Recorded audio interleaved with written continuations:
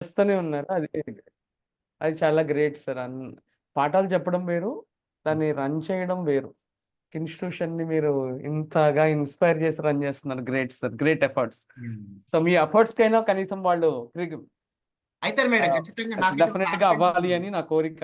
Let నాకైతే us ఒక pray God. Confidence ఉంది మేడం. మనం అదే ఇచ్చినటువంటి బెస్ట్ పర్ఫార్మెన్స్ తోటి ఈ రోజు జైల్ అంటే ఏదో అవుతుందని చెప్పడం కాదు, ఆల్రెడీ సక్సెస్ రేట్ కనుక మనం చూస్తే జైల్లో కానీ టీఎస్ఎట్ గతంలో కానీ గురుకుల ఎగ్జామినేషన్ లో కానీ ఈ ఎఫర్ట్ చాలు మేడం. చాలా మంది నాకెందుకులే నాకు చేస్తున్నాను కదా అని ఊరుకుంటున్నారు. వీళ్ళు ఫస్ట్ అవును, స్టెప్ ఏంటంటే మేడం, మిగతా వీళ్ళు టీచ్ చేస్తున్నారు, వాళ్ళు టీచ్ చేస్తున్నారు. ఈవెన్ వీళ్ళు ప్రిపరేషన్ లో ఉన్నారు అంటే ఒక స్టెప్ సక్సెస్ అయినట్టే. వీళ్ళు అంతే అంతే. ఒక స్టెప్ సక్సెస్ అయినట్టు. ఈవినింగ్ టైం మళ్ళీ టైం దొరికినప్పుడల్లా కాలేజీలలో ఎక్కడ టైం దొరికితే అక్కడ క్వశ్చన్ గురించి ఆలోచిస్తున్నారు, థింక్ చేస్తున్నారు. సో అవును. First of all I appreciate all my teachers and students friends. ఇలా థింక్ చేస్తూ మీ సబ్జెక్ట్ డెవలప్ చేసుకుంటున్నారు అంటేనే మీరు ఫస్ట్ స్టెప్ సక్సెస్ అయినట్టే. ఇక ఫైనల్ స్టేజ్ లో ఏం చేయాలనేది లాస్ట్ మాట్లాడుతుంది. So actually, good evening all of you, ma. So there are actually different methods of attempting the questions. First, given any question paper, try to go through the total paper. So first type of questions are the questions which you can answer by looking at that. So for example, I think sir might have discussed some shortcuts. What are the shortcuts in, for example, groups and ring theory? So you have some, for example, Zn is there. So how many subgroups are there for Zn? Can any one of you tell me? Zn, you know, it is a subgroup under addition. So by looking at this, yeah, tau of n. So tau of n.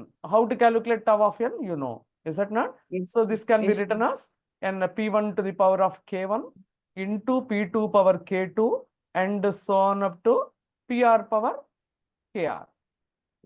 Then what is this value? It is nothing but k1 plus 1 into k2 plus 1 into and so on up to kn plus kr plus 1. So this is one shortcut formula for finding number of subgroups.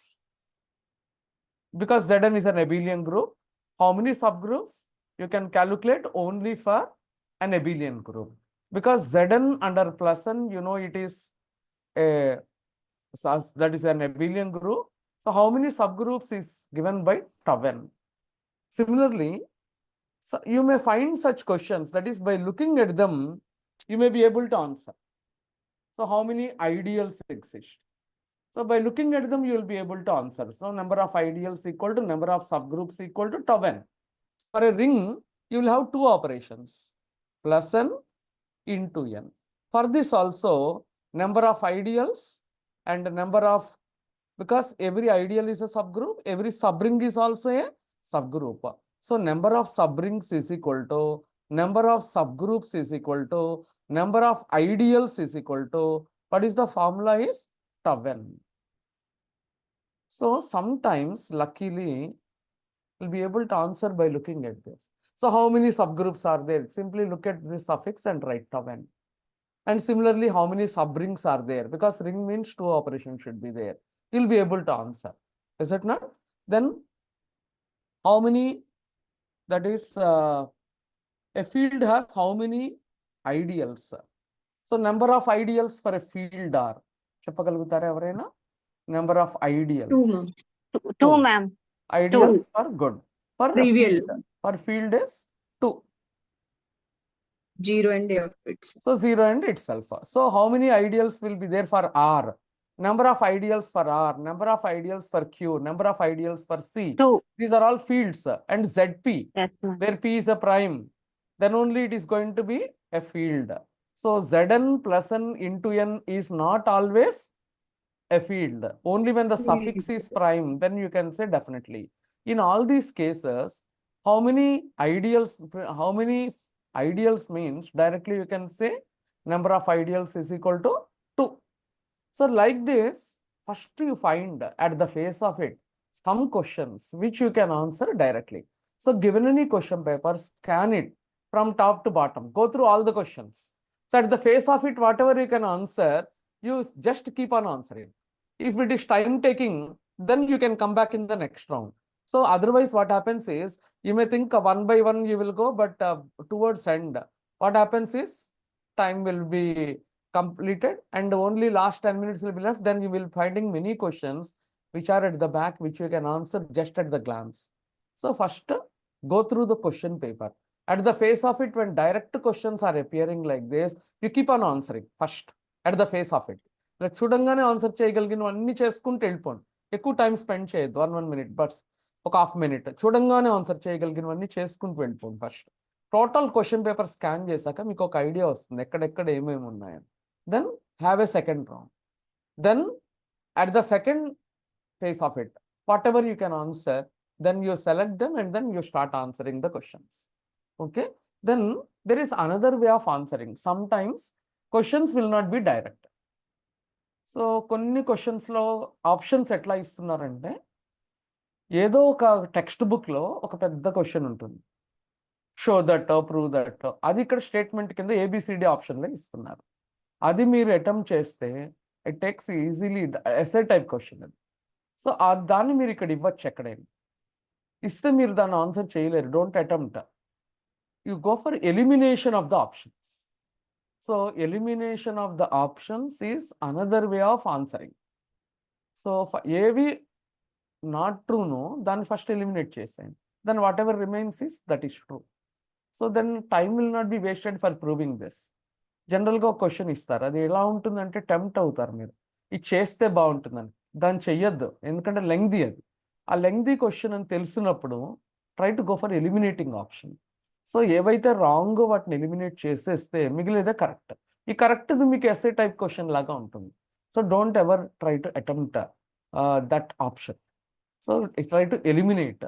ఏది రాంగో మీరు prove చేస్తే మిగిలిందే right అవుతుంది. So అది another way of answering the paper. మీకు ఇంత అనుభవం ఉంది కనుక మీకు తెలిసే ఉంటుంది. కొన్నిసార్లు టెంప్ట్ అవ్వద్దు, టెంప్ట్ అయ్యే క్వశ్చన్ చూసుకోండి జాగ్రత్తగా. ఇంకో నెక్స్ట్ టైం నేను I keep on telling you, first option correct means dangerous. So when first option is correct, check the remaining options. So any one of the remaining are also true or not, that you have to check. Because first option generally the examiner keeps the most tempting option as the first option. First option correct అంటే అక్కడ danger signal అని. Sir జాగ్రత్తగా గమనించుకొని 1-2 సార్లు then only try to answer that option. Okay, that question, that option, keep that option. And third one ఏంటంటే answering coming from the option model. Coming from the option అంటే, so you substitute the answer in that, is it satisfied or not, that you try. So coming from the option is another way of answering the questions. For example, the root of the following ఒక differential equation ఇస్తారు మీకు. For example, the root of this equation satisfying the condition is, suppose you are given. Generally what you have to do, first you have to solve, apply the condition, apply the two conditions, then get A and B, substitute back, then you get the particular solution. But this is very lengthy, so that is essay type. What you can do is, coming from the option is the best model. So you will be given some answer for this, some solution may be given to you. For example, y of x is equal to solution for particular solution for this is given to be, for example, sin x plus cos x. Or you may be given y of x is equal to 2 sin x minus cos x. Some options will be given to you. Then don't try to solve, try to come from the option. What is meant by coming from the option? A solution means it should satisfy the conditions as well as the equation. So what you have to do? Come from the option, test the conditions, put x equal to 0. Is it satisfying this condition or not? So y of 0, sin 0 is 0, cos 0, 1. So y of 0 is 1. If it is not 1, discard that option, go to next. If it is 1, don't conclude. Check the second one, find out y dash x. So is the second condition satisfied or not? This also you need to check. So what is y dash of 0? Put x equal to 0, cos 0 is 1, sin 0 is 0. So you are getting y dash of 0 is also as 1. But here y dash of 0 is 0. So this option cannot be the correct option. Why it is not correct option? Because y of 0 is 1. Y dash of 0 I am not getting 0, but I am getting 1. So it should satisfy both. There may be some option which may satisfy both. Y dash of 0 may be 0, y of 0 is equal to 1. For example, second option may be cos x. So this option is incorrect because second condition not satisfied. When you look at it, y of 0, cos 0, 1, this is satisfied. Y dash x, for cos x, what is the derivative is minus sin x. So what is y dash 0? Sin 0 minus sin 0, which is 0. So these two are satisfied, but don't be happy, because sometimes a question may be given where these two are satisfied, but this may not satisfy the given equation. That also you have to check. So if there is only one option, first go through the options. If there is only one option which satisfies both the conditions, suppose there is only one option, for example, y of x equal to sin x is given. Here, for example, y of x is equal to tan x is given to you, for example, options. Then this option is not satisfying the conditions. This is satisfying both. But wait, go for next option. What is y of 0? Sin 0 is bottom பார்த்ததோ இருக்கும் நினைக்கிறேன். அதை y of 0 is sin 0, which is 0, which is not 1. So this is not satisfied. Next, y of 0 is equal to tan 0 is 0. That is also not satisfying. So among options, only this option is satisfying both the conditions. Therefore, you need not check whether this is satisfying equation or not. For example, I am saying, then you mark this as the option. Suppose more than one correct option is satisfying both, then substitute this in the given equation, whichever satisfies the given equation. That means find out y double dash x, y, substitute whether LHS equal to RHS or not. Whichever option satisfies both the conditions, and this is the right answer for this. So sometimes you will be given only one of the option which satisfies both the conditions. So check your luck. Don't waste your time. So this is not satisfying. Then this is satisfying. Keep it aside. Check remaining two. If they are not satisfying these two, discard. You don't waste your time. Mark this option. If more than one option is satisfying both the conditions, then you substitute the option in the given equation. If it whichever satisfies the given equation, that will be your answer. అర్థమైంది అనుకుంటా.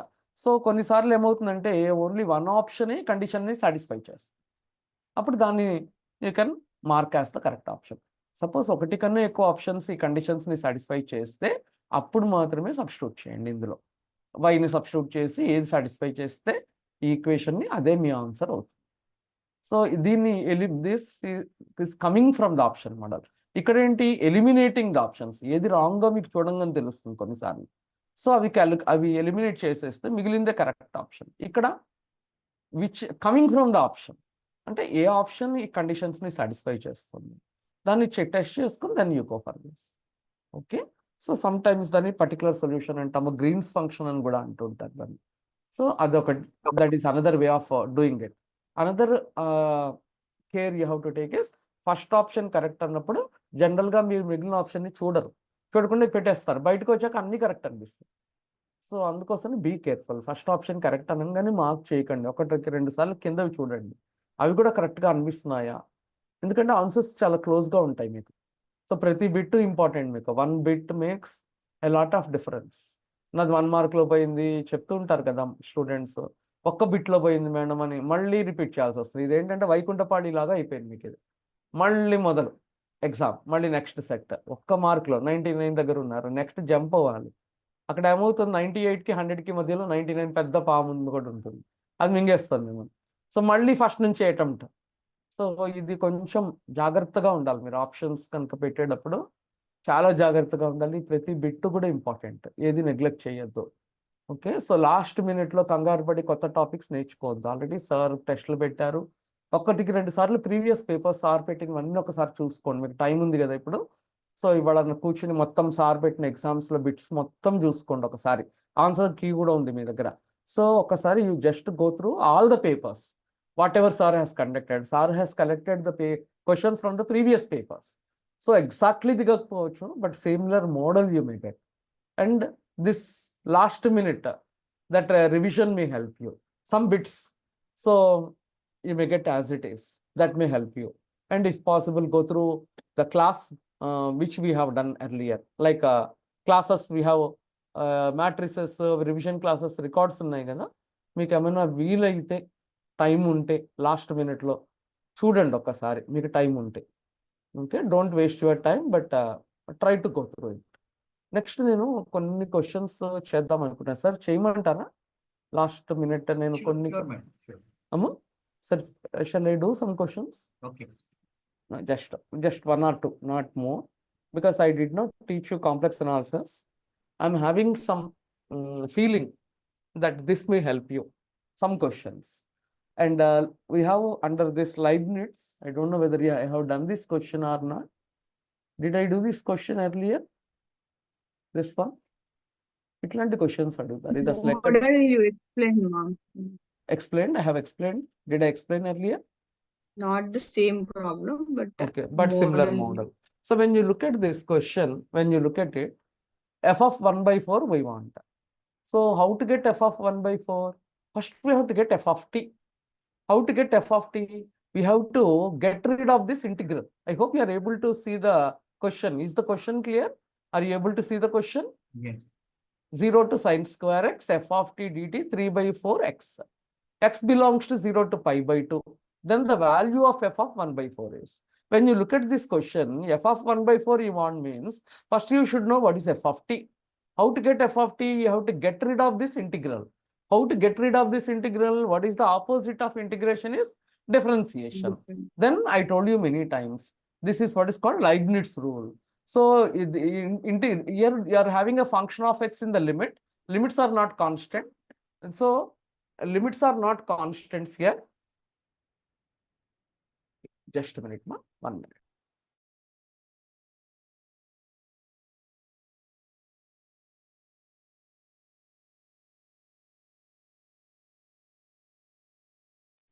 ఇంతకుముందు ఈ problem ఒకరు అడిగారు group లో, చేశారా వాళ్ళు ఎవరో? అట్లీస్ట్ వాళ్ళకన్నా ఐడియా ఉందా? ఇంతకుముందు ఒకరు గ్రూప్ లో అడిగారు, మేబీ స్వప్న అనుకుంటాను, ఫ్రమ్ ఖమ్మం. ఆన్సర్ చేసి పెట్టాం. ప్రాక్టీస్ చేశారా ఎనిబడి? లెబ్నిజ్ ఫార్ములా అప్లై చేసి డిఫరెన్షియేషన్ చేద్దాం. ఈ క్వశ్చన్ అడిగారు, ఈ previous TSET question. You have idea?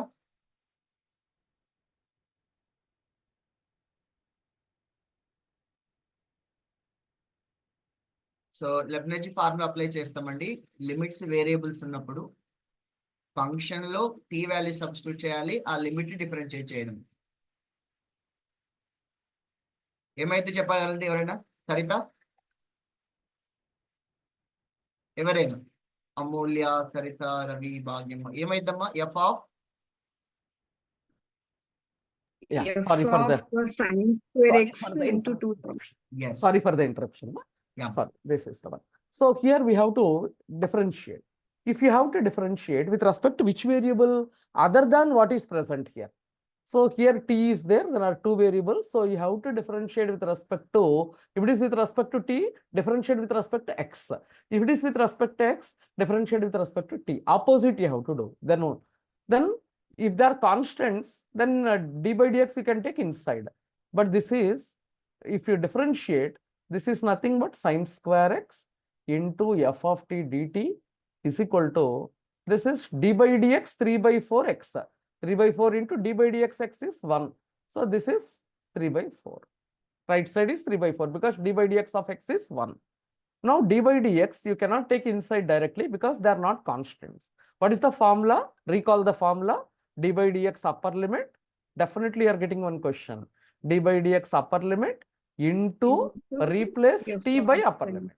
That is f of sin square x. What is the Square. formula? D by dx upper limit into f of, replace the variable by upper limit, minus d by dx lower limit. D by dx lower limit and replace this by t by the lower limit, which is equal to 3 by 4. This is 0 because d by dx of constant is 0. This is nothing but 2 sin x cos x. F of sin square x is equal to 3 by 4. So this is sin x. 2 sin x cos x. So that is sin 2x. F of sin square x is equal to 3 by 4. Can keep sin x cos x as it is also. 3 by 4. So we are having f of sin square x. We want f of 1 by 4. So in place of sin square x, we have to write 1 by 4. Sin square x is 1 by 4. So what will be sin x is plus or minus 1 by 2. Is it not? So cos x, cos square x will be 1 minus sin square x. 1 minus 1 by 4 is 3 by 4. What will be cos x plus or minus root 3 by 2. So you can take either a total plus or both minus. So this sin 2x, so f of 1 by 4 will be, this is 2 into sin x into cos x. So sin x is 1 by 2, cos x is 3 by 4, 3 by 2. So you get root 3 by 4. If you take both plus also, plus into plus plus, both minus also, minus into minus plus. So 2 into sin x into cos x. So root 3 by 4. This is root 3 by 2 into f of 1 by 4 is 3 by 4. So f of 1 by 4 will be 3 by 4 divided by this. So 2 by root 3. This becomes root 3. This is 2. That is root 3 by 2. So root 3 by 2, this is the correct answer. So quickly how to, and one more thing, your x belongs to 0 to pi by 2. That means here sin x equal to plus or minus 1 by 2 means, so psi x will be equal to plus or minus 30. Generally, you know, pi by 6. So x should be positive. Therefore, you can discard minus sign. Directly sin x is 1 by 2. So cos x will be plus root 3 by 2. You get that. So this is nothing but root 3 by 2. This is the required answer. So here itself, it shows x positive means sin x should be positive. Take only plus 1 by 2. Cos x will be root 3 by 2 plus root 3 by 2. Substitute. So this is application of Leibniz. Definitely you are getting question based on this. So whenever lower limit is constant, you need not write. This is for your explanation sake I have given. Directly you can differentiate upper limit and then you can get the answer. Okay. So Leibniz applications, we have done many. Please go through them. And how about this question? Shall I answer this? This also I found something interesting. Summation 1 by n minus sin 1 by n whole power k. So how to do this? This is a series. Did sir work out questions like this? Expand sin 1 by n. So correct. So you can do it using expansion of sin 1 by x. So a series, whenever you have a series called auxiliary series test. So then you have preliminary test for series. What is preliminary test? So if limit un is not 0, this is summation un. So what is the preliminary test is limit un is not 0, then summation un not convergent directly. So given any question, you try to test your luck. So find out limit of this. This is your un, for example, this total to the power of k. If you take limit n tending to infinity, 1 by n is 0, sin 1 by n is also 0 because 1 by n is 0, sin 0, 0. 0 minus 0 is 0, 0 power k is 0. So you are getting equal to 0. If it is not 0, then directly you can say it is not convergent.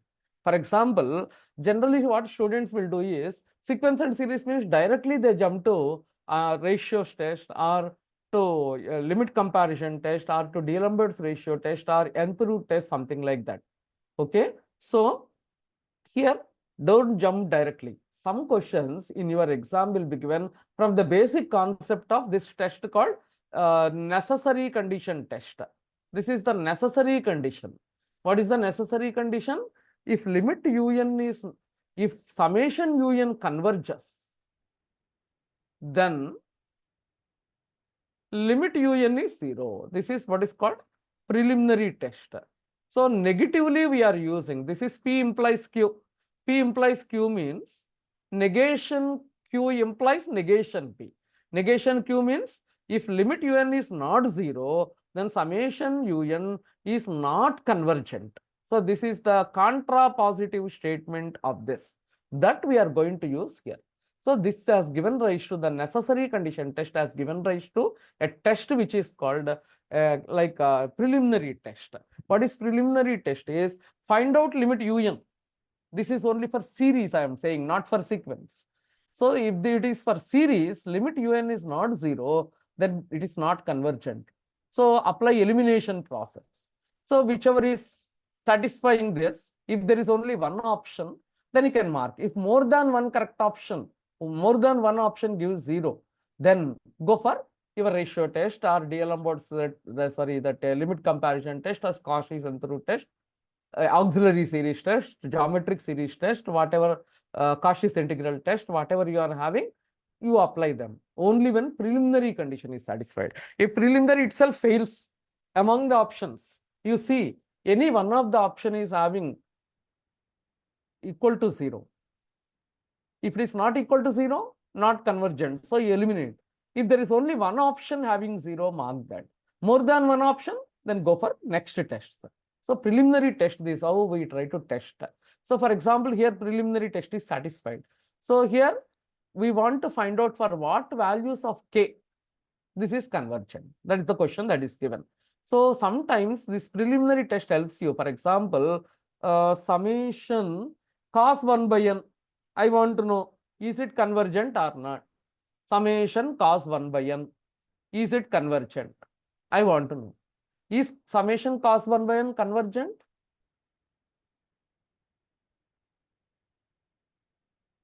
Or which of the following are convergent may be given. In that you may find this. Divergent. So which of the following is convergent may be given. This may be given. This may be given. You may be given which of the following are convergent, which of the following is divergent. Sometimes you may be given a test like this. Summation 1 by n, which of the following is convergent. You may be given sometimes like this.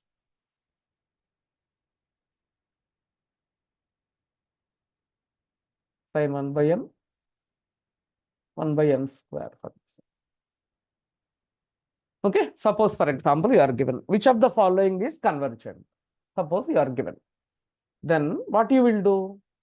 Directly jump to some test? No. First apply preliminary test. Summation cos 1 by n. What is limit of this? As n tends to infinity, cos 1 by infinity, 1 by n is 0, cos 0 is 1. So limit un is not equal to 0. So this is divergent. By looking at that, you can say this is the preliminary test. Limit un, limit n tending to infinity, this. As n tends to infinity, 1 by n will go to 0, cos 0 is 1. If it is not 0, it is definitely not convergent because it is positive term series. If it is positive term series, if it is not convergent means divergent. What is meant by positive series? All are positive terms. Alternative means 1 minus, this is called alternating series. You know all of you. A positive term series means all are positive. You know, cos 1 by n is positive term series. So not convergent means directly divergent. But alternate series, not convergent means it may be divergent or it may be oscillatory sometimes. So you should test, again applying Leibniz test or some other test. So for this is a positive term series. Limit is not 0, so this is divergent. How about this? This comes under limit n tending to infinity, this 1 by infinity 0, sin 0, 0. You are getting 0. But don't conclude convergent. Be careful. Test next one. Limit n tending to infinity 1 by n 0. So you have this compare with summation 1 by n power p. You know p test. P is equal to 1. So you know p test. P greater than 1 converges. Less than or equal to 1 diverges. So is equal to 1 is here. P equal to 1. Therefore this diverges. By which test? P test. This is also called auxiliary series. Limit 1 by n square. Sorry, summation 1 by n square. So as n tends to infinity, 1 by n will go to 0. These also giving 0. These also giving 0. So don't think a question is incorrect. Generally impression is question incorrect means happily you will get marks. You want to pass without answering. But it is not so. Marks will be added to everyone who is going to attempt. So question is not incorrect. These also 0. These also 0. Single correct option. Then go for next test. What is the next test? Is generally when trigonometric ratios are there, we go for limit comparison test. So what is that limit comparison test? If limit un by vn is not 0, then in that case, summation un, summation vn, they converge or diverge together. That is, if you know nature of any one of them, you can predict the nature of the other. So what you will do when you go for sin 1 by n, summation sin 1 by n, how will you apply that? You have to choose your vn such that limit un by vn is not 0. So for sin 1 by n, this is your un. So whenever you are having like this, choose your vn as 1 by n. 1 by n. 1 by n. Whatever you are having here, same you choose. So that limit un by vn will become equal to limit sin 1 by n by 1 by n, which will be equal to, 1. as n tends to infinity, 1 by n will go to 0. This is 1, which is not 0. So they will follow same nature. But you know, this is divergent. Why this is divergent? Because p is equal to 1, 1 by n power p. P is equal to 1. Divergent. Therefore, this also diverges. So apply elimination process happily. So this is divergent already. This is divergent already. This is divergent, you know. So this is the right answer. But suppose you can also know this sin 1 by n square, as I said, we can also work out, but in the exam, don't waste your time. Because 3 options incorrect means the 4th one must be correct. You choose your Vn as same as this. If you apply same technique, un by Vn will be 1, not 0. So summation un and Vn follow same nature. This is going to converge. Why this converges? Because p is equal to 2, which is greater than 1. Look at the power of this, n power p. So p is equal to 2 greater than 1. Therefore, summation Vn converges. Therefore, summation un also converges. So this is convergent. But in the exam, you may not find this much time. So I will give you one shortcut. So if you have pen and paper, you note the shortcut. In the exam, you need not do even this much. We have one shortcuts. Summation sin 1 by n power p. Note down if you have pen and paper. Converges. If p is greater than.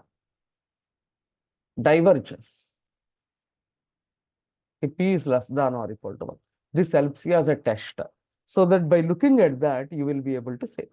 You can see in this, what is your p? 1. So diverges. What is your p? 2. Converges. So without putting pen on the paper, by looking at this, you can answer the question. This is limit of this 1, not 0, so not convergent. This is by auxiliary series test divergent.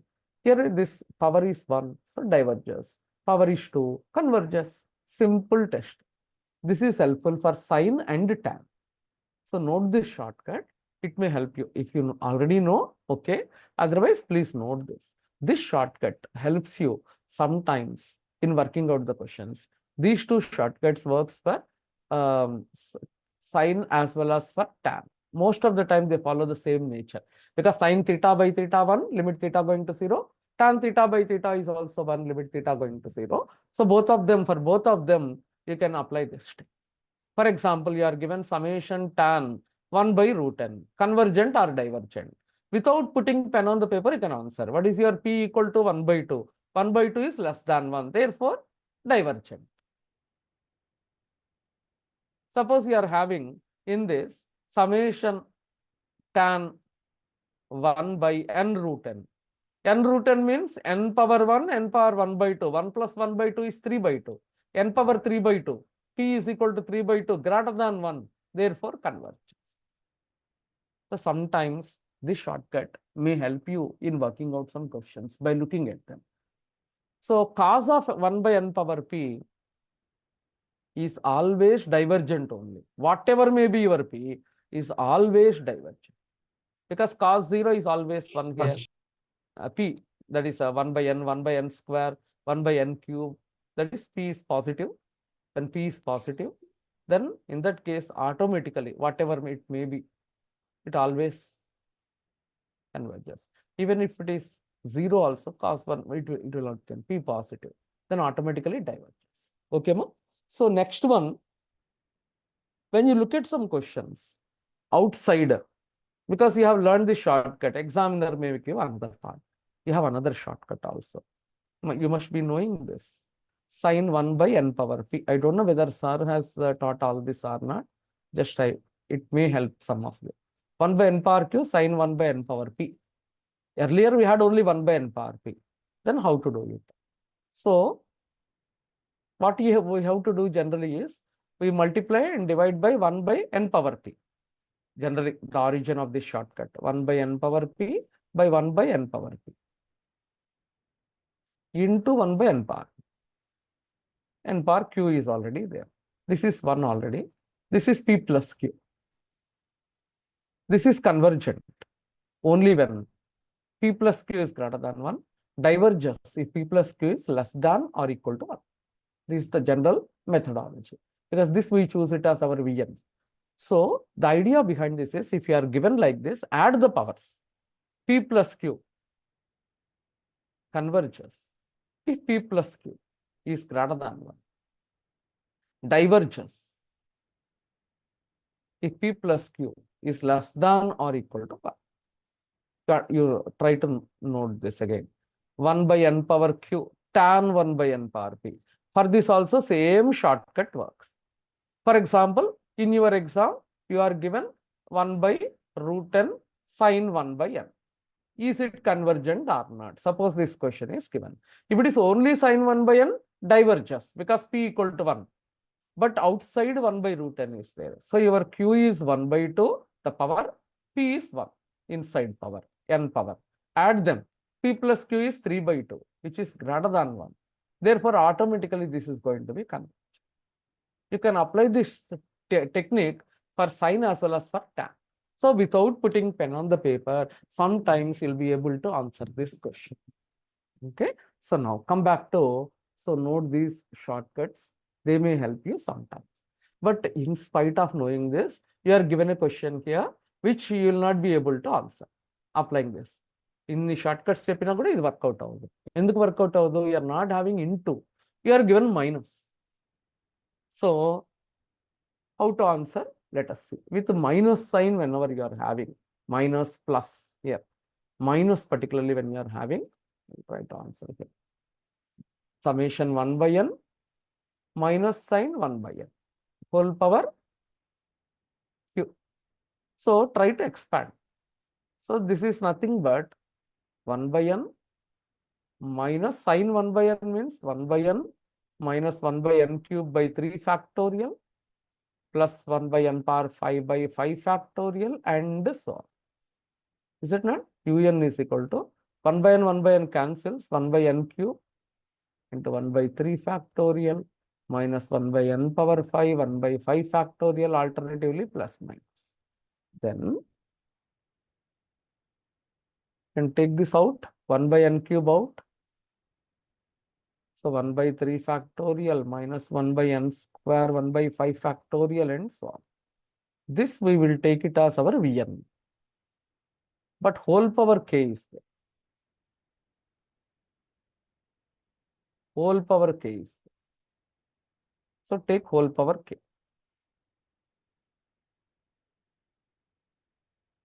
Then 1 by n power 3k into 1 by 3 factorial minus 1 by n square, 1 by 5 factorial and so on whole power k.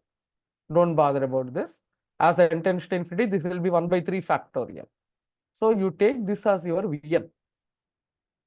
You know, auxiliary series test. So this is 3 power k, n power p, p is 3k.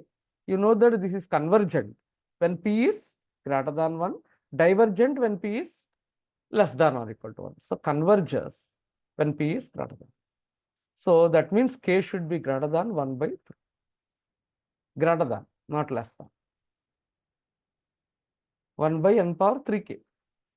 3k should be greater than. So options you can see. K greater than 1 by 3, k less than 1 by 3, k between 0, 1 by 3, k less than 0. So k should be greater than 1 by 3. So sometimes you may get questions like this. So possibility. So try to apply preliminary test first and then go for elimination option. So sometimes you, by chance, luckily, you may be able to. And again, coming back to these questions, which of the following is a field? I did not touch abstract algebra also. So whichever I have not touched the topics, from them I want to give some inputs. So if not total, it may help you. Okay. So you know which of the following is a field. So you have one theorem, is it not? Ideals, maximal ideals, this comes under split quotient fields.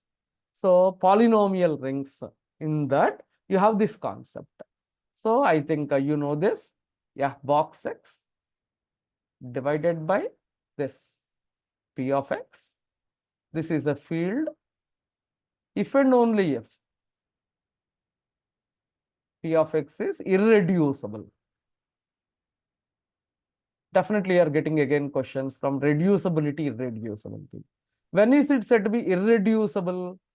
Provided if it is second degree and simple only you are given. What you have to do? If none of the roots, what is the working rule? Find out the roots.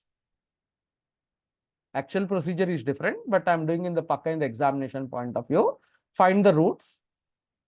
Then if the say alpha, beta, etc. If roots, all roots does not belong to F. Box X means polynomial in X, F means field, outside. All roots does not belong to F, then this is irreducible. Irreducible. If none of the roots lies in F, belongs to F, if at least one, any one of them, anyone, if at least one root belongs to F, then P of X is reducible. For simple questions, you can apply this. So, this is the roots of P of X equal to 0. Roots of P of X equal to 0. Find the roots. The roots does not belong to F, then it is irreducible. At least one root of P of X equal to 0 lies in F, then it is reducible. If it is irreducible only, if this is irreducible only, this is going to be a field. If it is reducible, it is not a field. So this is the general criterion we apply. So you are given here, in this case, definitely you are getting one question. So in this, you can look at this denominators, x square plus 2. X square plus 2 is 0. This is your P of X. X square plus 2, 0 means x square is minus 2. You are going to get imaginary roots. You need not know what are they. Definitely imaginary. Imaginary belongs to C. Therefore, we say that this is not a field, because roots belongs to this.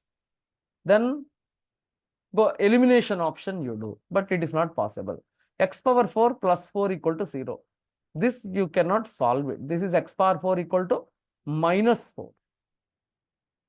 So I have shown you one shortcut. Don't know. This you can x power 4. This will see difficult to apply that, because Q means rational. There are many rational numbers. Go for this. Go for this. Apply elimination option.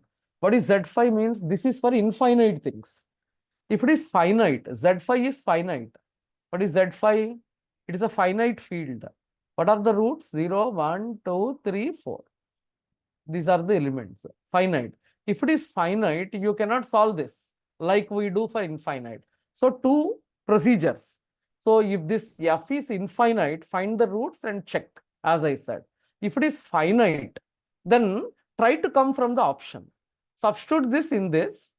If it is satisfied, then it is a root under modulo 5, because the suffix is 5. If any one of them satisfies this equal to 0, if any one of them satisfies, then it is not a field.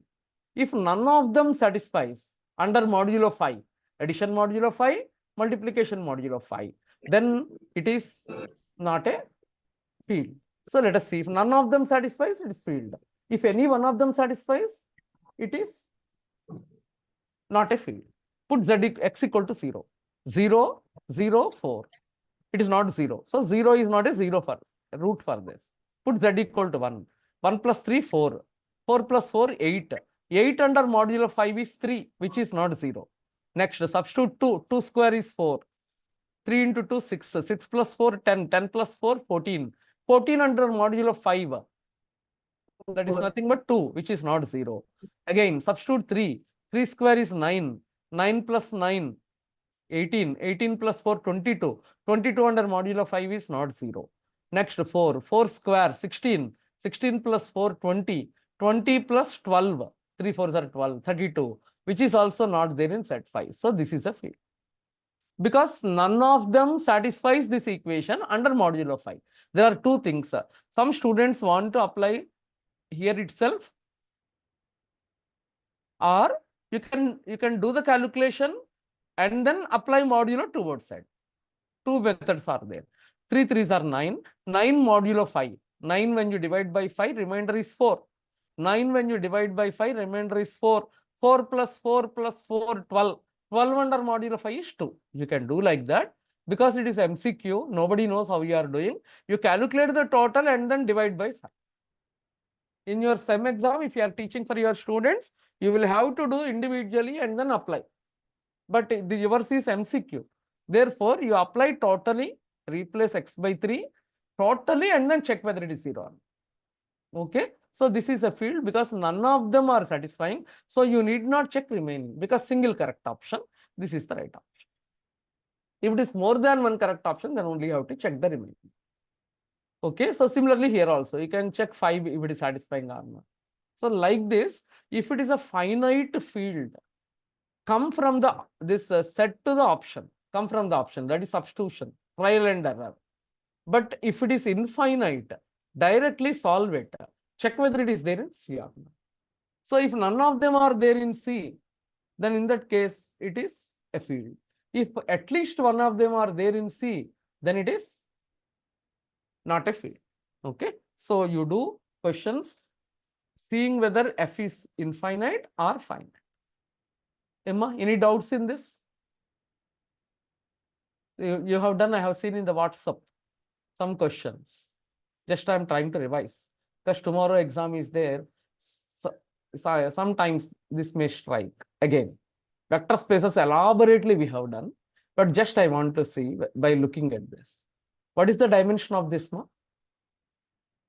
What is the dimension of W1? As I said, whenever conditions are given, number of free variables. How many free variables? 3. 3. So what is dimension of W1? 3. Directly you can answer. If some condition is given, then you have to apply. Here, how many free variables? 3. So dimension of W2 is also equal to 3.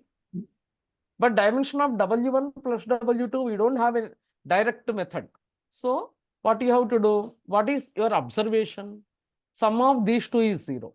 If it is in W1, when you add these two, it should be 0. In W2 means sum of these two, if you add, if you are getting 0, then only it will be there in W2. You remember these two conditions. So first one is horizontal sum should be 0. W2 means vertical sum should be 0. Remaining two are free variables.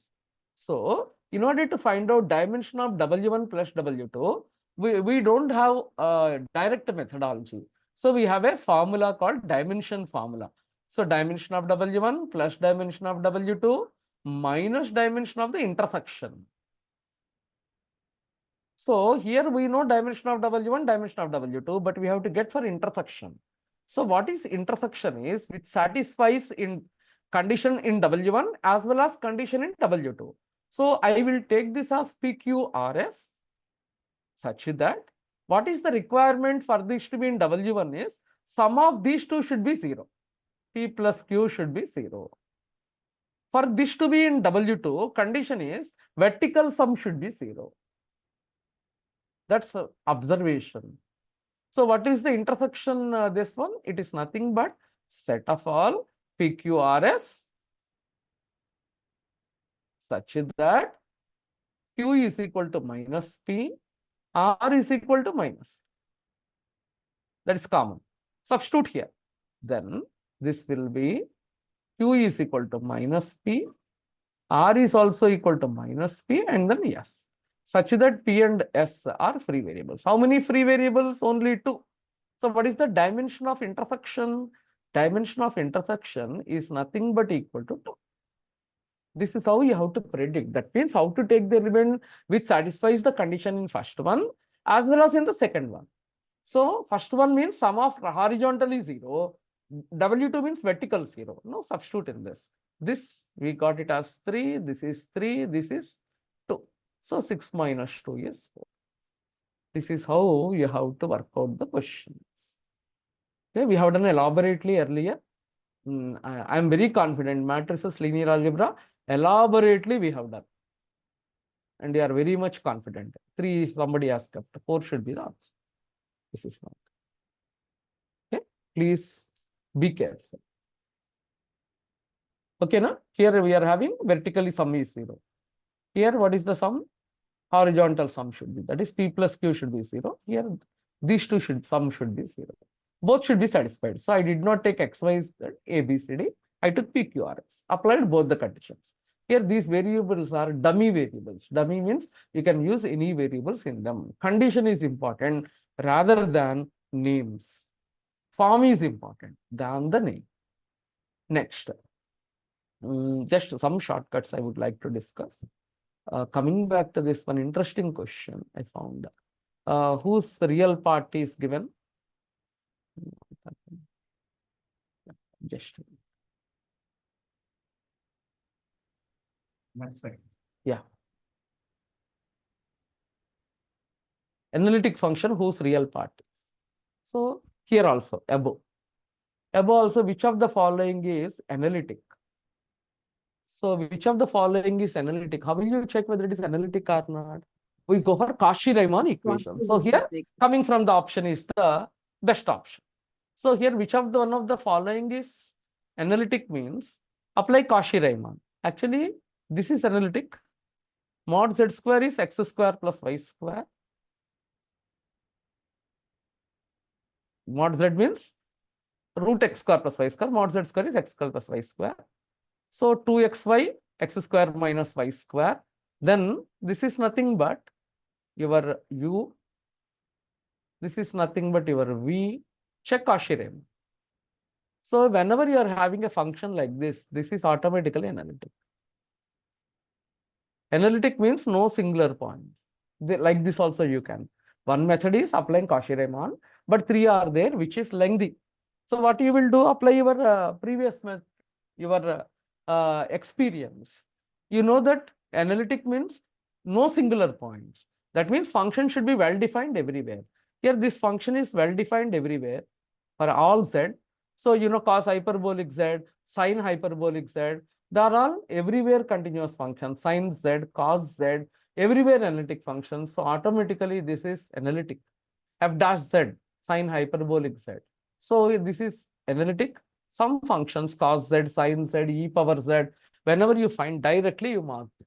Otherwise, if this is also something in x and y, then you have to go for Cauchy-Riemann. That is whichever satisfies Cauchy-Riemann, that is going to everywhere, that's going to be the analytic function. Okay, so you do u by dou x, find out dou u by dou y, dou v by dou x, dou v by dou y. At whatever points they are satisfied, only at those points function is analytic. So this will be satisfied only at origin. Then it is only at origin it is going to be. Suppose you are satisfied when y equal to x, then only at that point it is going to be analytic. But here you know z is their complete regular function. So this is analytic everywhere. No singular points for this. For all z it is well defined. Therefore we say that this is analytic automatically. By looking at that you can. Otherwise apply Cauchy-Riemann. Apply elimination process. Analytic function whose real part is. How will you do this? Any one of you? By Milne-Thomson. Correct. Milne-Thomson method. You know what is Milne-Thomson method? Sir has done this. Is it not? Sir or madam, I don't know who has done this part. Y equal to x square by this y square. Is it not? This is nothing but v. Then what you have to do? Dou v by dou x, dou v by dou y. All of you know Milne-Thomson. Shall I have to do or you know? Yes, All of ma'am. you know. Okay. I'm leaving that part. Apply Millen-Thomson method and then identify. Then one interesting question. This I would like to do it. Which of the following is having an essential singularity? What are the types of singularities I thought of discussing with you? So what are the types of singularities? One is removable. What is meant by removable singularity? What is meant by singularity? Where the function is not analytic. That means where it is becoming infinity or minus infinity or sometimes 0 by 0. So these are the three conditions. Then automatically we say it is not analytic. It is having a singularity. So sometimes removable singularity. What is meant by removable singularity? Sometimes the function in appearance is well defined. Is not well defined. But after expansion, what is meant by not well defined? If you get infinity, minus infinity, 0 by 0, infinity by infinity. In this case, at that particular value of z, we say it is having a singularity. So then in appearance, you may get, but sometimes after expansion, it get observed. It is what is called as removable singularity. For example, that is f of z is not defined at z equal to a, but limit z approaching a, f of z exists. Then we say it is having a removable singularity. For example, here, when you look at it, it is having singularity at z equal to 0 because denominator is 0, z square is 0, z is 0. When you substitute in the numerator, 0 sin 0 is 0, you are getting 0 by 0 form. Whenever you get sine, tan, e power z, go for expansions. Easy methodology for exponential sine, cos, tan is expansion. So apply expansion. Then what is sine z? Z minus z cube by 3 factorial plus z power 5 by 5 factorial and so on divided by z square. Then z cancels. If you simplify this, this will be z cube by z will be z by 3 factorial minus z power 3 by 5 factorial and so on. Then at z equal to 0, this function is well defined now. It is not becoming infinity. It is not becoming infinity. It is not becoming 0 by 0. Originally at 0, it is 0 by 0 form. But after simplification, it is well defined at z equal to 0. As you take limit z approaching 0 of f of z, it will be 0, 0 by 3 factorial, 0, 0 cube by 3 factorial. It is becoming 0. It is well defined. Existing means finite and unique. So it is finite, unique. Therefore, we say it exists. So this z equal to 0 for this is what type of singularity is? Removable singularity. So in appearance, it may be singularity. Once you simplify, limit exists, that means finite, or at z equal to 0 function is well defined, then we say it is a removable singularity. How about this? It is having a singularity at z equal to 1. Z equal to 1 is a singular point. Is it not? But in order to check essential singularity, what is in the essential singularity? Essential singularity means when you do expansion of f of z about that particular point, then the expansion will have two types of parts. You must be knowing. What are the two types of parts? One is what is called analytic part. The other one is what is called as principal part. This part is called principal part. This part is called analytic part. So if analytic part we are not bothered, it may contain analytic means positive powers. It may contain positives, negative, and finite numbers, infinite number of terms. We are not bothered. We are bothered only about this principal part. Principal part decides the type of singularity. So if the principal part contains infinite number of terms, so we are not bothered about positive part, only negative part. If this contains infinite number of terms, then in that case, it is an essential singularity. How about the positive parts? It may be having finite or infinite. We are not bothered. Sometimes this may be finite, this may be infinite. Students remember only infinite, therefore essential. You should not remember like that. Is infinite terms present in the principal part or in the analytic part is important. Here we are not bothered about this. It may contain finite, infinite, we are not bothered. Only about negative powers. If it is containing infinite terms, then essential singularity. If it is containing finite terms, then that is called, this singularity is also given a name called pole. Pole, singularity, they are all means same names.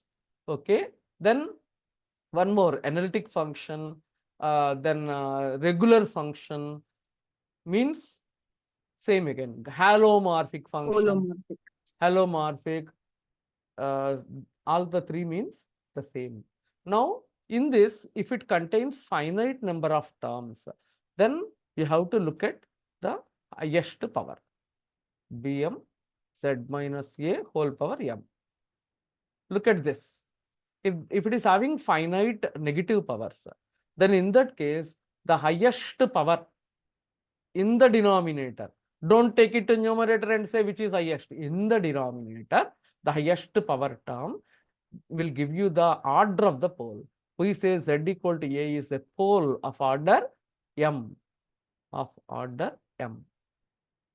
And the coefficient of 1 by z minus a, coefficient, gives you what is called residue. Residue is not bm. Generally students, what they think, highest power will give you pole, the above one is the residue. No, highest power will give you the nature of the pole, what is the order of the pole. But what is residue is coefficient of 1 by z minus a.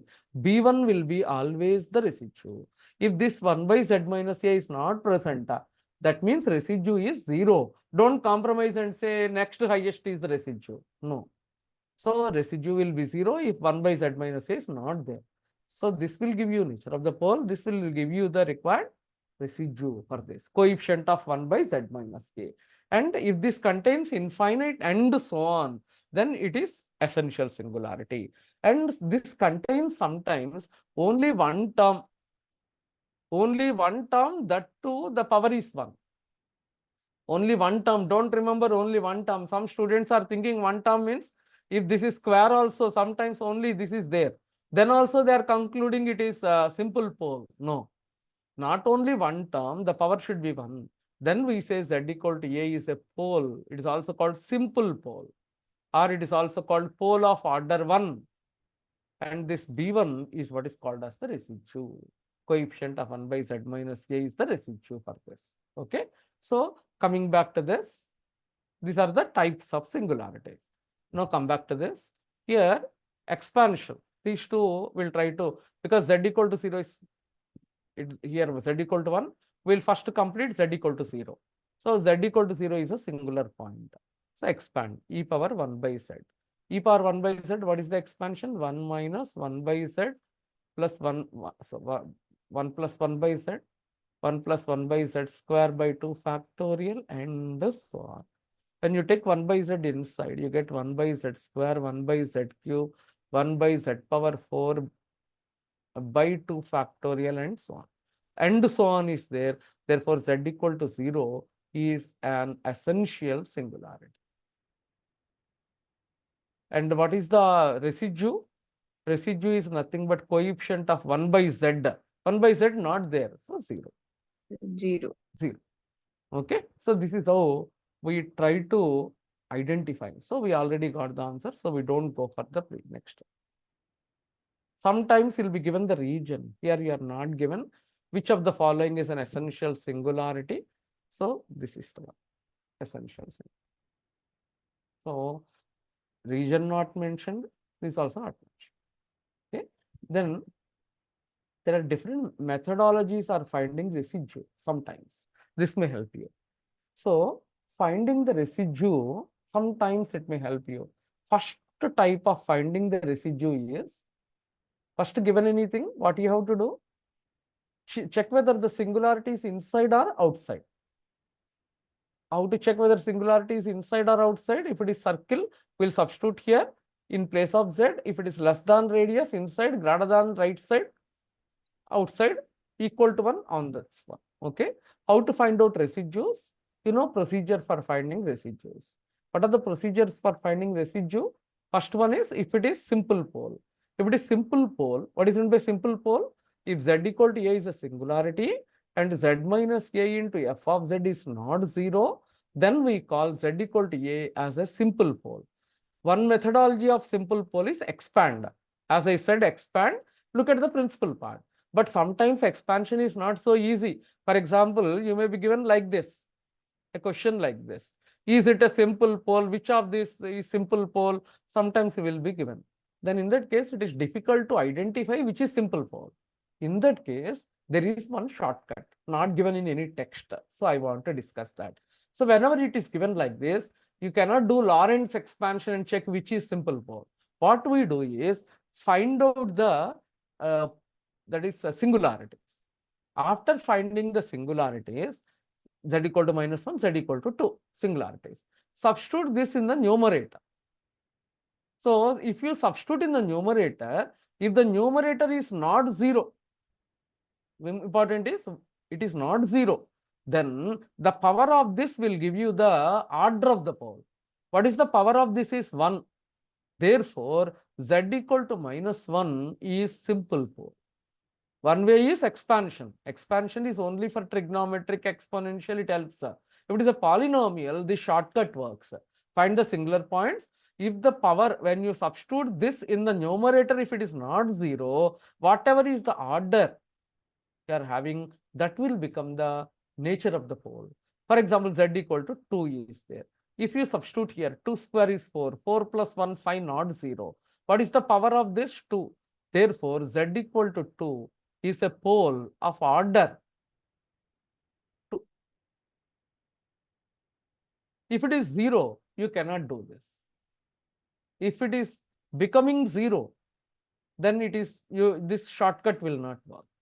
Then you need to go for some other method. But if this is 0, not 0, then automatically the power will give you the order of the pole. So don't apply for all. For example, z minus sin z by z square, we have done earlier. I am taking that. Z equal to 0 is there. This is pole. By looking at this, don't say it is pole of order 2. First option, z equal to 0 is pole of order 2. Z equal to 0 is pole of order 1. Z equal to 0 is a removable singularity. Z equal to 0 is an essential singularity. Like this, options will be given to you. So then how are we going to mark? Most of the students, what they do is, they think whatever power is there, that becomes the order of the pole. So order of the pole is 2. Z equal to 0 is a pole of order 2, first option. 99% of the students will fall into that. You should be very, very careful. Power will be the order only when this singularity, when you substitute in the numerator, if it is not 0 only, that power will give you the order. So if you substitute in the numerator, 0 minus sin 0 is becoming 0. So z equal to 0 is not pole of order 2. Then how to do it? Expand. We have another shortcut. If I teach all shortcuts, no confusion maybe. F of 0 is 0. So here, so z equal to 0 is not pole of order 2. Better is expansion, but sometimes for polynomials, you can go for this shortcut. If it is 0, then find the derivative. 1 minus cos. Then if it is not 0, suppose this is also 0. Cos 0, 1. Therefore, z equal to 0 is not pole of order 1. Suppose this is 0, this is not 0, then it will become pole of order 1. 1 less than this. 2 minus 1, 1. This pole of order 1 it becomes, but it is 0. So it is not pole of order 1. Find out double derivative. 1, 0. This is cos z is minus sin z. So f double dash of 0 is equal to 0. So this is not pole of order 0. Not pole of order 0 means it is not a pole at all. Not pole of order 0. Not pole of order 0 means it is not a pole at all. That means it is not singular point. So z equal to 0 is a removable singularity. If you are getting it as not pole of order 0, removable singularity. I'll give you one more. For example, you are having z square plus 1, for example. Z plus 1, here z square plus 2.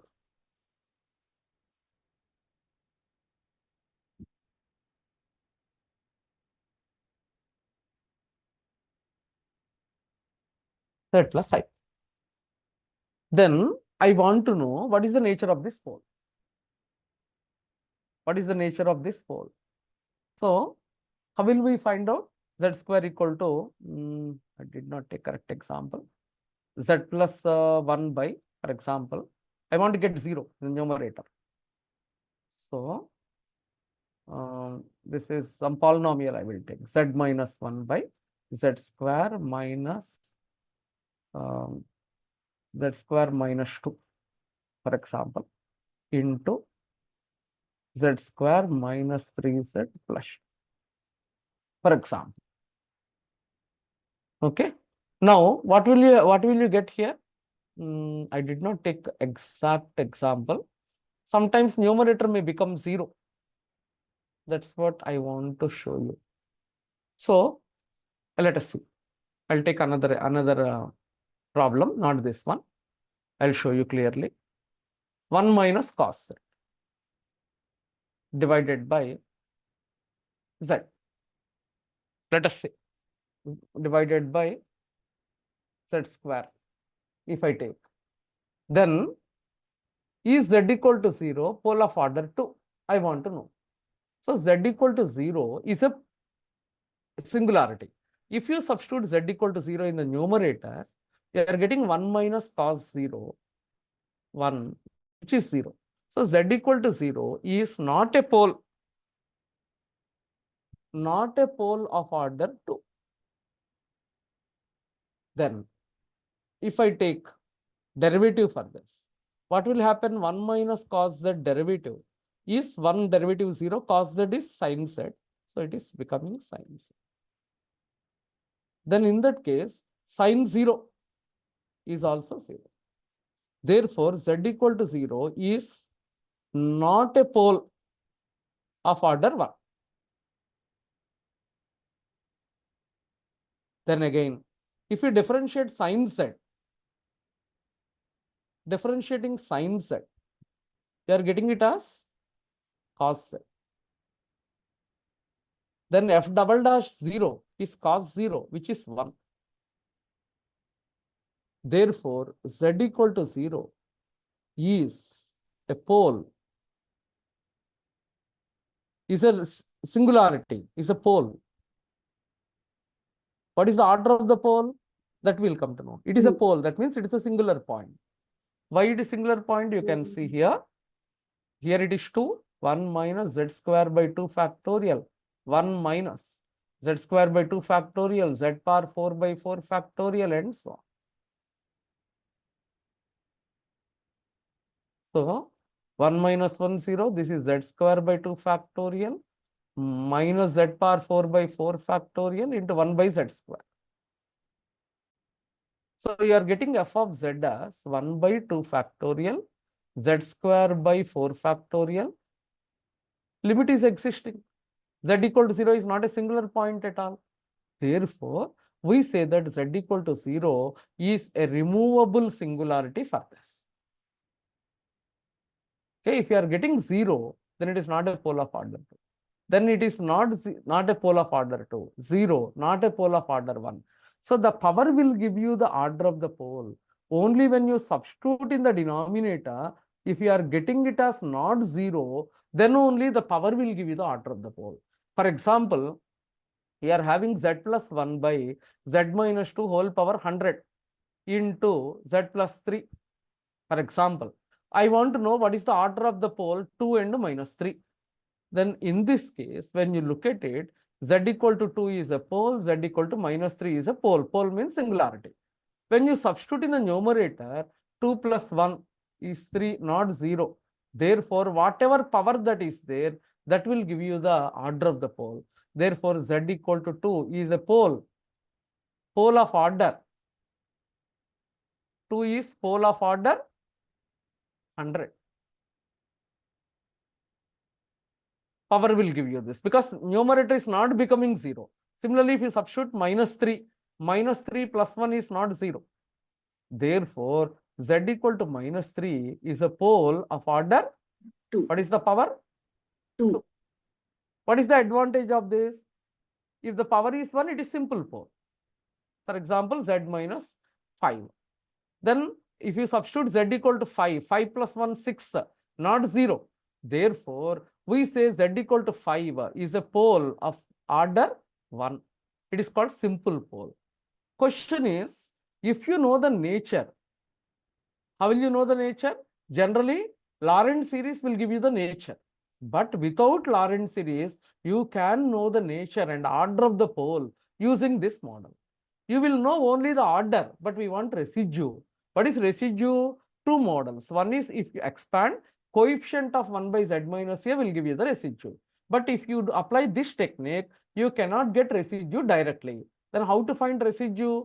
Methods of finding residue are, if Z equal to A is a simple pole, then there is one method. How will you know whether it is simple pole or not? Substitute in the numerator. If it is not 0, the power will give you the order of the pole. If it is simple pole, then residue formula is limit Z approaching A, Z minus A into F of Z. If you apply this, find the limit, this will give you the residue. Then Z equal to A, if it is a pole, essential singularity, for example, if it is, when to go for essential? Exponential, sine, cos, whenever you find trigonometric exponential, then go for expansion. In the expansion, if the principal part contains many terms, then it is essential singularity. Then what is the residue is coefficient of 1 by Z minus. Next, if it is pole of order M, then how to find out? If it is pole of order M, then how to find? 1 by M minus 1 limit x. So therefore residue is 1 by M minus 1 factorial limit Z approaching A Z minus A whole to whole power M into F F of Z. But one more thing is there, you forgot. D power M. D power M by D to the power M. dz whole power M. You have to differentiate so many times. Then you will get the required residue corresponding to this. So if you know the residue, you can apply Cauchy residue theorem and find out the required d power M minus 1. M minus. That's what I got doubt. So M minus 1 by M minus into this. Then you get the residue. So applying any one methods, once you get residue, given any one, first to find out whether it is inside the region domain or not. For those singularities which are inside C. So if it is inside C, for them only find out the residues. Residues corresponding to the singularity inside C, if you know R1, R2, they are the one which are inside, then Cauchy theorem says integral f of z dz is equal to automatically 2 pi I into sum of the residues which are inside. Sometimes you will be asked to find only residues corresponding to certain terms, find out only for them. But if you are asked to get integration only, find out residues only for those which are lying inside C. How will you identify inside C or not? For circle, we substitute distance from the center, circle equation is this. Substitute in place of Z the singularity, find out the modulus. If it is less than R, compare with right side after finding modulus, then Z0 is inside. If it is greater than R, it is outside. It's equal to R on the circle. So if it is outside, all singularity is outside. If it is outside, you need not calculate residue for finding integration. You can find, but not required. Those which are inside only, for them only find and add the residues. Okay. So apply this technique. Shall I stop here? Any Mom, how doubts? to find the residues at infinity, mom? Residue at infinity. Very good question. residue at infinity is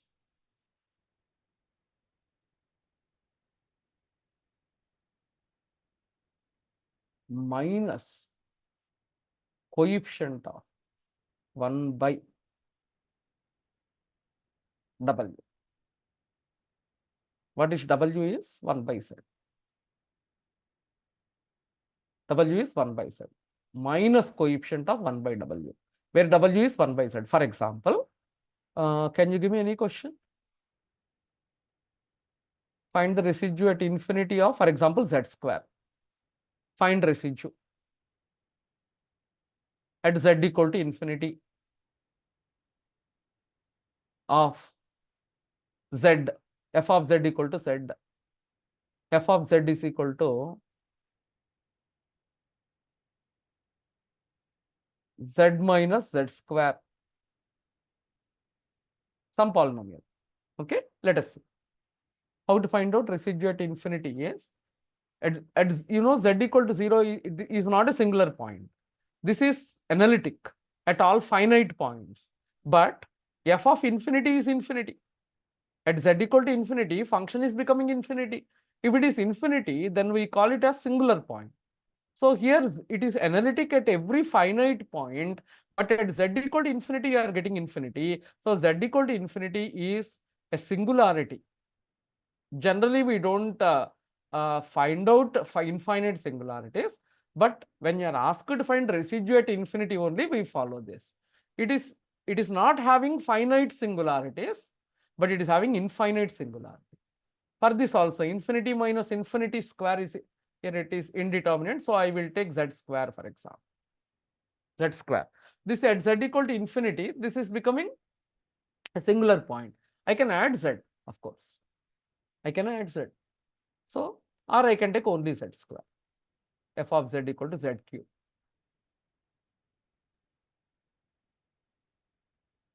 Okay. Z e power Z shall I take? Yeah.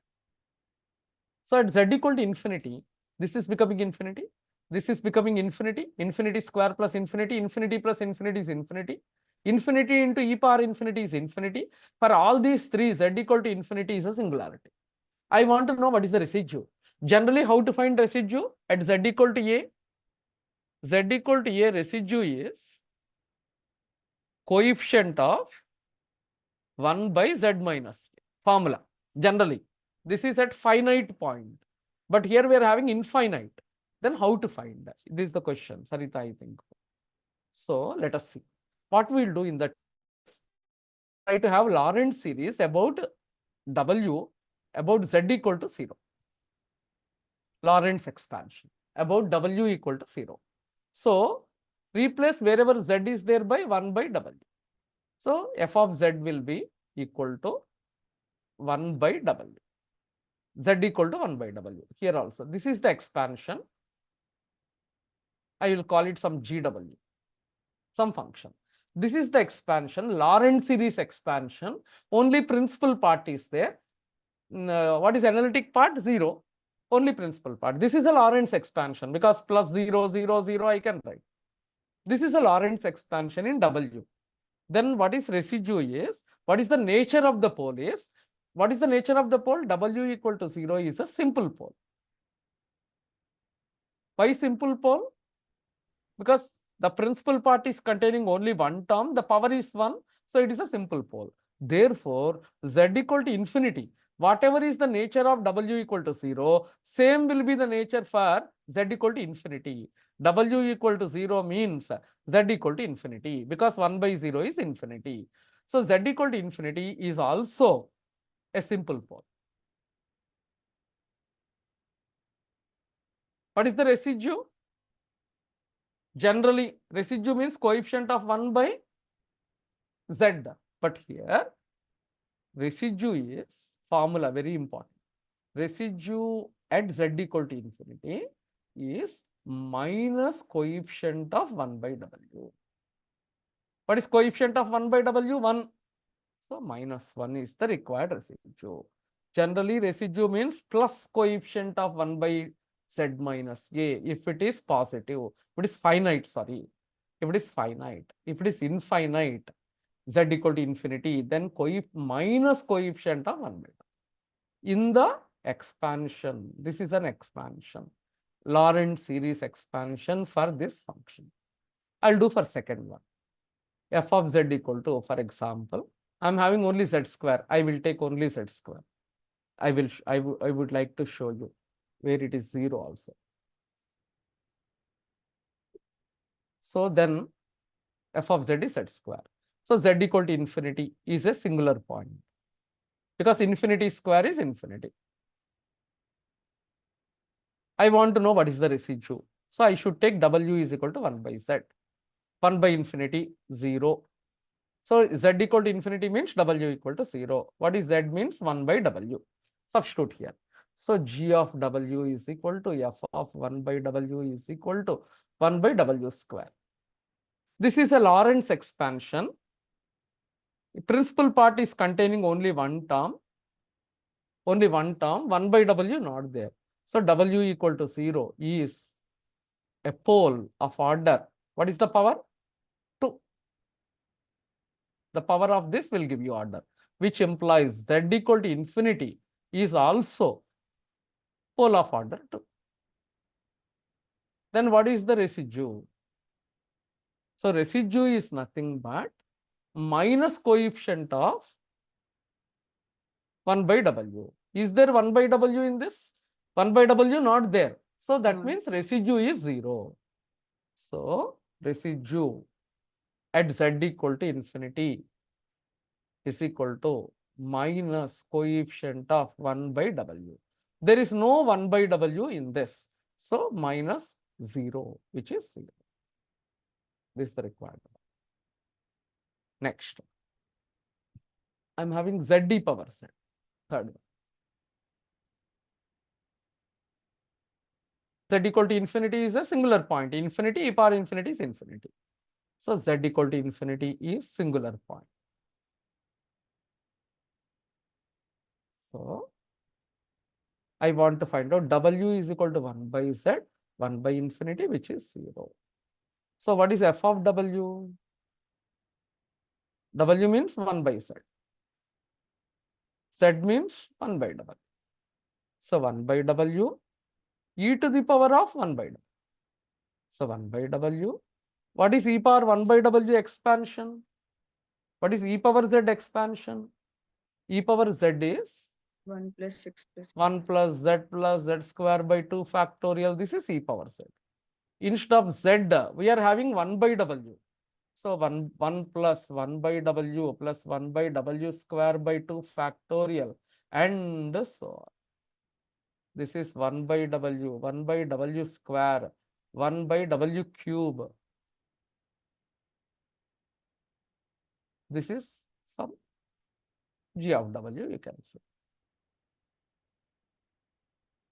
F of Z. That is F of 1 by W. Z means 1 by W. Replace wherever Z is there by 1 by W. Now this is a Lorentz expansion about W equal to 0. And it is having infinitely many terms. So W equal to 0 is an essential singularity.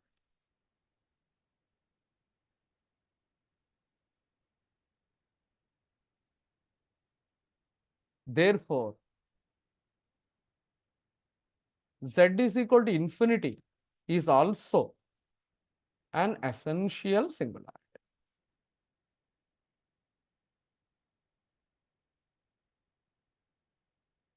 What is the residue? Residue at Z equal to infinity is minus coefficient of 1 by W in the Lorentz expansion. What is the coefficient of 1 by W? 1. So minus 1 is the residue. Very, very important. Yes, done. Sarita? Any doubts? Yes, ma'am. Yes, ma'am. Now clear? No. Yes, ma'am. Clear. If it is finite, formula is coefficient of 1 by Z minus A in the Lorentz expansion about Z equal to A. If it is infinity, it is minus coefficient of 1 by W. What is W? 1 by Z.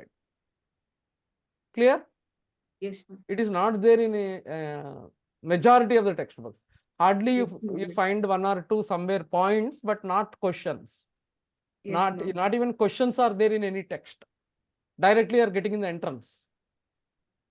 So this may help you. Yes. Any more doubts, ma? There is no end for this. This is an open end, is it not? So if I Yes, keep ma'am. on doing this, this becomes a complex analysis Yes. class. So next time we'll do that course. So we'll see for the next batch. Yes, So the new topic we'll have it. Next, this time I could not do it, yes, but let us see for the next batch. But at present, is it okay, ma, for all of you? So now Okay, ma'am. revise Very whatever nice, you know. ma'am, actually. Yeah, whatever you know. Okay, revise. Okay, all the best, ma, from my side. So I follow only Thank you, one ma'am. rule. Only one rule we have to follow. Do the best, leave the rest. Only one Yes. motto. Do the best. We have done our best. So let us leave it. Let us leave it to God. Okay, luck also should favor in the entrance.